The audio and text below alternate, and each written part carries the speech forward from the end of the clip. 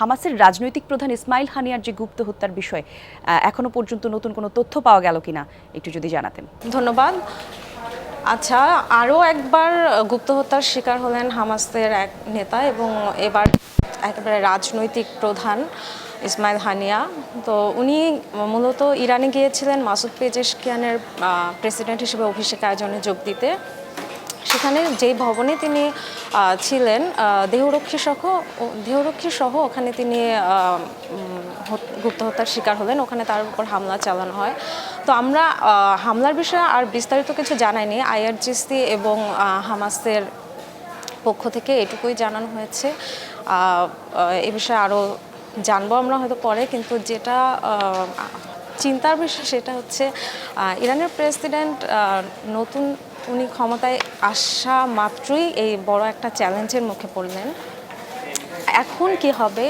যদিও হামাস এর আগেও একাধিকবার চলতি বছরে আমরা জানি সালেহ আল আরোরিকে হত্যা করা হয়েছিল। তো এরপর আবার ইসমাইল হানিয়ার উপর হামলা হলো। ইসমাইল হানিয়ার উপর এর আগেও হামলার চেষ্টা হয়েছে এবং এবার চূড়ান্তভাবে তারা সফল হয়েছে।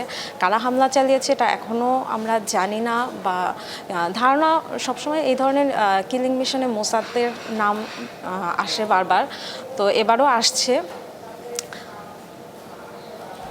জি ডরথি, আরও একটি প্রশ্ন আপনার কাছে ছিল, যদি একটু জানাতেন। সেটি হচ্ছে হামাসের এই নেতা অর্থাৎ ইসমাইল হানিয়া, উনি একটা তৃতীয় দেশে হত্যা করা হলো তাকে। ইরানের সংস্কারপন্থী নতুন যে প্রেসিডেন্টকে বিপাকে ফেলতেই এমন কৌশল কিনা, এ বিষয়ে আপনি কি বলতে চান?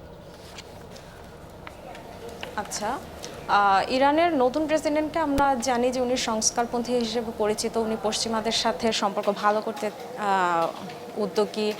ওনার নির্বাচনী প্রচারণায় বারবার এই ধরনের কথা এসেছে। তো সেক্ষেত্রে উনি হামাস নেতাকে ওনার আয়োজনে, ওনার অভিষেক আয়োজনে যে দাওয়াত দিয়ে নিয়ে আসা হয়েছে, তো এই সুযোগটাকেই হয়তো কাজে লাগানো হয়েছে ইসমাইল হানিয়াকে হত্যা করার পেছনে। তো এটা নিঃসন্দেহে ইরানের জন্য একটা বড় চ্যালেঞ্জ হবে।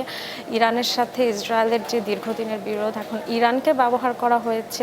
উনি ইসমাইল হানিয়া কাতার থেকে তার কার্যক্রম পরিচালনা করে আসছে বহু বছর ধরে, সেখানে তিনি হামলার শিকার হননি। হামলা করা হলো এসে ইরানকে। নিঃসন্দেহে এটা ইরানকে চাপে ফেলার একটি কৌশল হতে পারে ইসরায়েলের।